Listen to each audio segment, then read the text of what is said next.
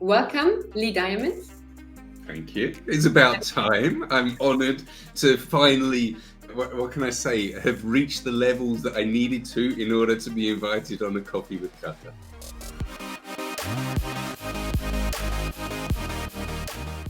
And I'm very happy that we can have this session today, because we had the 5 years anniversary at the beginning of September. Then you invited us to go to Europa Park.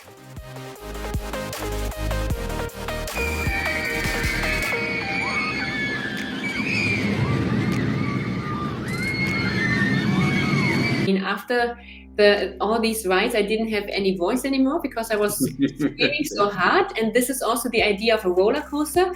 It's like for amusement. It's for like to have a thrilled experience.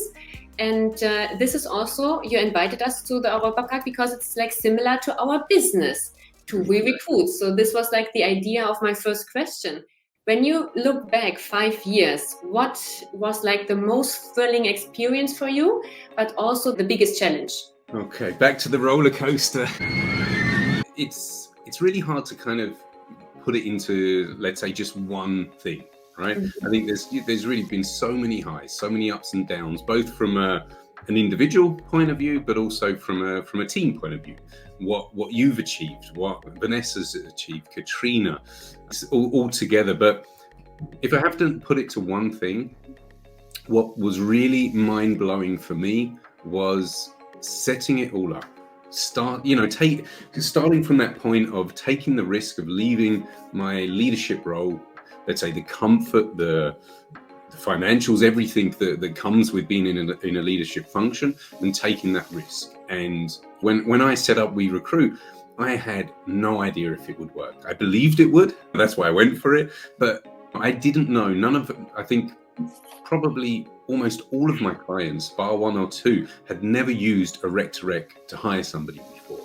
So I'm coming with a solution that cures a pain, but it also costs money. And in our business, in recruitment, we're so focused on placements and money and the P&L. Not only did I have that goal of offering that solution and taking that risk, it was also because I had certain things that I wanted to achieve personally or together with professional, like my work-life balance.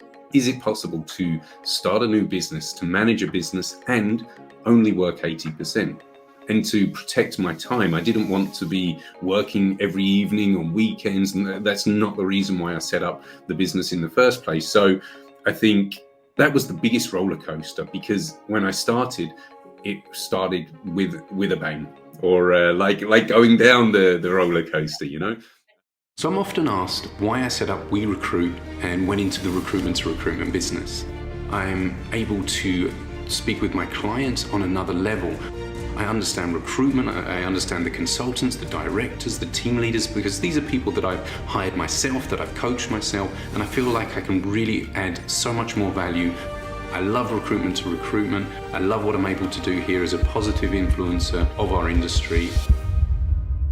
But if I now, just to kind of switch into the other part, talking about the tightest term, so some of the more challenging moments, I didn't know setting up the business that within my first couple of years there was going to be a major crisis, a pandemic. We've had challenging times with the economy, war. This is something we never knew how it would affect us personally, professionally. It created a lot of unpredictability for the future. We had a really challenging, you had a fantastic start when you joined WeRecruit, and then the pandemic hit a few months later, and we had to pivot, we had to change. It was really a challenging time, and I think it's the unpredictability of the future has still stayed there somehow. Didn't know how the market was going to perform, how things would go. So I kind of would probably say that period during the pandemic and around, taking decisions based on, I think this was the first time in a long period where businesses, individuals were having to make decisions not knowing what the next months were going to be. Really, really tough, for sure. Yeah, this is also when I remember, for me at least, the most challenging time in the last 4 years. We were sitting down saying, okay, what are the numbers? Does it make sense? When I still continue or should I get out of the business? I mean, we were really talking seriously and very transparent. Can you please tell me why you set up WeRecruit? It's an idea that I had for many, many years. I remember when I was at Randstad Professionals, leading the office there, and we had a period where I think we probably had the opportunity to hire something like 15 people or so. I think we even hired 7 or 8 who all started around January one year, but we wanted to hire more. We wanted to grow faster. And it was really, really hard to find the people. We didn't have the internal recruitment structure and expertise to, go out and find more people, let's say. So it was really reliant on us and our network and the postings we made. And I remember at the time, I even tried to engage with a rec-to-rec in Germany because there wasn't anyone in Switzerland doing it. And she wasn't able to deliver any profiles either. So I was sitting there thinking, my God, this is, there's nobody doing it here. This could be such a great opportunity. So there was a clear demand and a clear lack of talent. And whenever I thought about potentially setting up my own business in recruitment, or let's say from that time, it was never based on one of my niches that I was leading teams in, so IT, life science, and engineering, because I felt there's enough companies doing that. There's plenty of companies. What differentiates me? Okay, yes, I can say I'm a differentiator, and hopefully my relationships and things that I was building up, but that didn't excite me. That didn't get blood rushing, as we say. Please tell me, what were your expectations when you set up the company, and also did they meet now after 5 years? So my expectations when I set up were, I'd say, quite straightforward. I wanted to be my own boss. I wanted to dictate my time. I wanted to work ideally 80%. I wanted to have flexibility and freedom. And I wanted to have fun. Going from several years in these kind of managing and leadership roles, I was so far from recruitment, and I'd come so far away from it. And obviously it was also, I needed to prove to myself I could still do it, and I was still good at it, after so many years away from the sharp end of recruitment. Those were the expectations. I remember going through scenarios with my wife saying, okay, if I don't, this is how long we can last on the money that I'm investing. And if it's not going well, then this is what we'll have to do with our lifestyle to adjust to buy us, let's say, more time. And at the beginning, I had no idea if and how it could grow.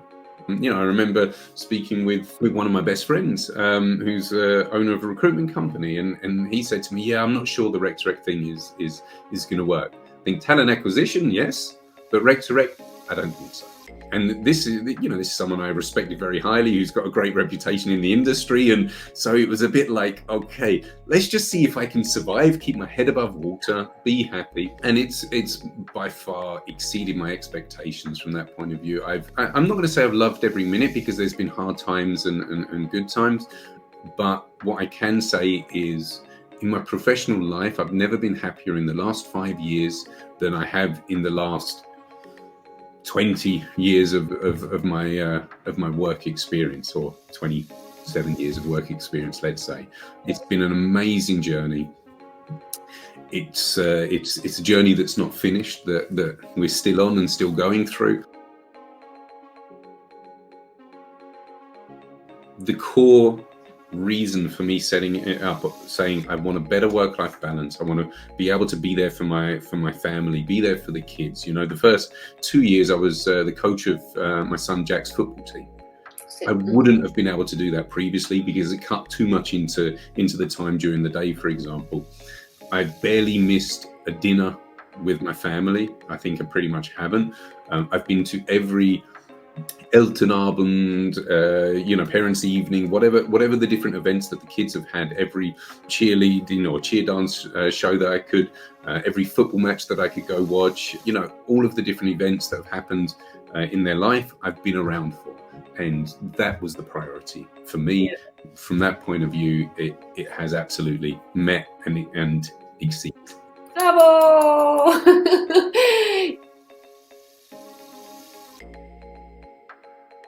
I think all the people who work with you, you can ask them the same questions. Mm-hmm. And I would say, I assume, maybe we should do like a little survey, Umfrage. They would say exactly the same, that they are having the best working experience since they started their career.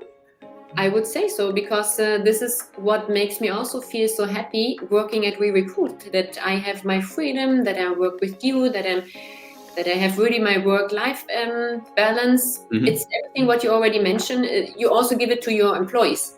Absolutely. Because my view there is I want to be able to give what I want myself. I think it's not a fair environment if I have all of the luxuries of flexibility and when I work from home or holiday or this and that, and then nobody else has it, because I think like that you create resentment and frustration, where people are saying, okay, but he's not here, or he's going home early, or doing this or doing that. Everyone can do the same, and everyone has that full trust as well, to know. I remember you spending a couple of months working remote from Greece, which was, I think, an amazing experience, and also one of your best performing quarters as well. So it's a give and take, right? I think it takes a mature and calm somehow person in order to be able to do it. You need to be able to really trust people. Yeah. And I trust you and the rest of the team 150%, and otherwise I'd be sitting there saying, okay, what have you done? I mean, we've not worked with KPIs in the 5 years that we've been working or been around. There's that level of maturity, and I think that makes it a very attractive environment to work in. When you say this is like one of the abilities from your side, that you give this trust to your employees, what would you say to another manager who has an agency, recruitment agency? How can you give this? How can you develop giving this trust to your employees? In my opinion, I think you start with trust. So I hate this expression, you earn trust. You don't earn trust. With me, you don't earn trust. You have my trust from day one, and if you abuse it, then it's a different thing. And realistically, I'm gonna, I'm gonna feel it. I'm gonna know, or find out. So I think on one level, I would say never hire somebody you don't trust. What's the point? And this goes for all managers. If you hire somebody that you don't trust or you can't give trust to, then why are you hiring them in the first place? And I think that what you give as a manager and a leader, I think you get back. I've seen that with you and with Vanessa and Katrina and the team. So I think that what you give, you get back. It takes a lot of learning. I think I probably couldn't have done this 15 years ago. The manager in recruitment that I was 10 years ago probably couldn't have done that. But that's also because I was in environments that weren't accommodating that kind of mindset, right?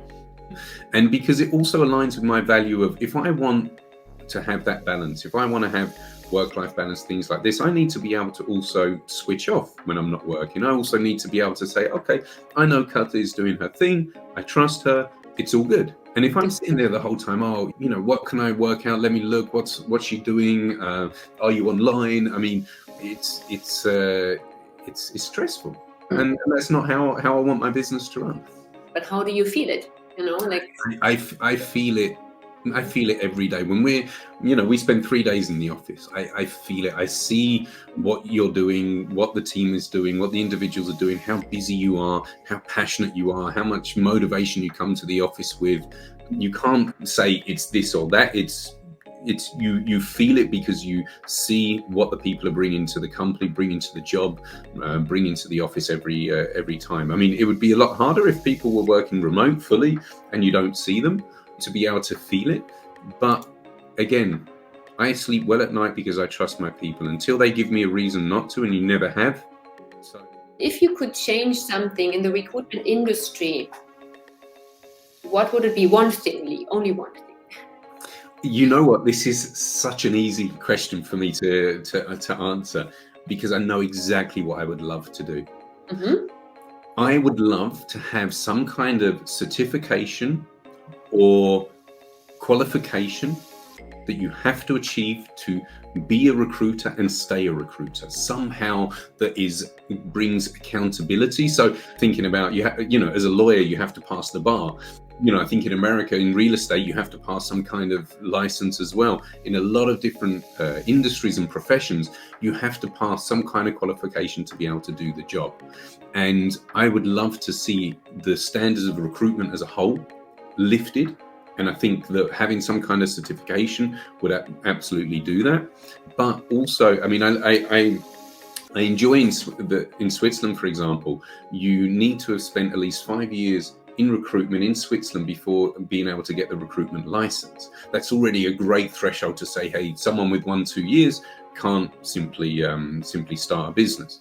Doesn't mean they're not good at recruitment. It's just a certain maturity and experience, let's say, that you have. So one thing would be this kind of certification or education or however, but the most important thing is being held accountable to that, somehow being able to measure that people are doing the right things in the right way, respecting the rule of confidentiality as recruiters, only sending CVs with that you have the permission from somebody. Stupid things like that, but unfortunately they're out there. So it's a really easy one for me. Yeah, that was fast. So maybe in the future we will see some Lee Diamonds, the Diamond certificate that you can. But it's tough. It's tough to hold people accountable. Someone can pass something and then you take it like a driving test, right? Mm-hmm. You have to get a driving license in order to be able to drive. Does it mean that the person doesn't speed anymore? No. Do they indicate when they leave? Do they stop at a stop sign? One thing is the certification, but the biggest thing is how do we make sure people are doing the right thing with the right intentions in the right way? I think Switzerland's not as bad as other countries, but there are still some cowboys and cowgirls out there. Yeah, you're right. Maybe we should implement a company who is regulating. A recruitment audit organization. Why not? Why not? We audit. I like it. Also, many people ask themselves, why haven't you called the company Diamant Recruitment? I mean, your name is perfect for this. And is it also an inspiration for you? What does it mean for you? Or is it just your last name? You can't choose your last name. It is what it is. You get given it. I think people never forget why, because it is special. And, Katrina always talks about a recruiter's best friend. So, Diamond is a girl's best friend. Lee Diamond is a recruiter's best friend. Coming to the question of why I didn't name the company, I'm not a fan of naming a company by individuals' names. Because it's such a special name, it's probably even more of a point of people would just think it's a fake name or would find it a bit cheesy or I don't know. And I wanted to be, when I chose the name WeRecruit, the reason I chose WeRecruit is because, first of all, it does what it says on the tin. Nobody's going to say, I wonder what that company does. And especially, I've said to you before, I love the fact when I looked at Apple and their branding, and they have, they've got the iMac, the iPhone, the iPad, the iThis, the iThat. And I thought, okay, I don't know where the business is going to take me. Is it going to take me also through coaching and training and development and other things? Having this brand of WeRecruit, for me, gave me the opportunity of also being able to have extensions of that. We coach, we train, we reintegrate, we this, we that. So it gives us the opportunity to really branch off from the brand as well. I wanted something a bit different. As we are both a fan of developing ourselves, I'm also very proud of you that you are using the Diamond finally. I mean, the whole team is working on Lee. Please use the Diamond. It's so special. It's unique for your, also it fits with your name. That Lee is using it on LinkedIn, for example, or also on other social media. So this is like, finally he does it. And it's also interesting about your daughter, right? Of course, you have a boy and you have a girl, and Amy, she doesn't want to get married, or she wants to get married, but doesn't take the name of the future husband. I mean, she's first of all, she's a bit young for that. She's 12 right now. But yeah, we're slowly, she's programmed to say, hey, listen, I've got the best name ever. If I marry somebody, they're going to take my name. So more power to her, for sure. so nice. I mean, isn't it nice when you can say this about your name, that also she identifies? I think she even identifies more with the name than you, Lee. Yeah, probably. Yeah, I think so. It's really special, and I think, you know, you have Amy Diamant and Jack Diamant. These are two names which can hopefully mean greatness in their own way in the future, and it's already a brand name, let's say. So, yeah. That's a perfect ending for our coffee session. I already finished my coffee. Did you finish your water? Almost. But thank you very much, Lee. Would you like to add something for our community? Just to say that I think these coffee sessions that you do are inspiring and awesome, and the consistency in which you do them is brilliant. And I'm also very proud seeing you there with, you know, it's not a diamond, but you're shining bright like a diamond with your coffee with Catha in the background. And I think it's a great series. It's inspiring a lot of people and bringing a lot of great content to our recruitment, talent acquisition, HR community. So keep up the great job. It's great to do. But the thank you is also for you, Lee. I wouldn't stand here if I wouldn't have you, if we would not do this or wouldn't have done this journey together. So thank you for the sign. This is also from you, also the coffee cup. So thank you very much for everything, and also for your time doing with me the coffee session. And then I would say goodbye. Goodbye to everyone. Thank you for watching, and thank you, Catha, for finally inviting me on the series. Oops. There's no recruitment agency like us.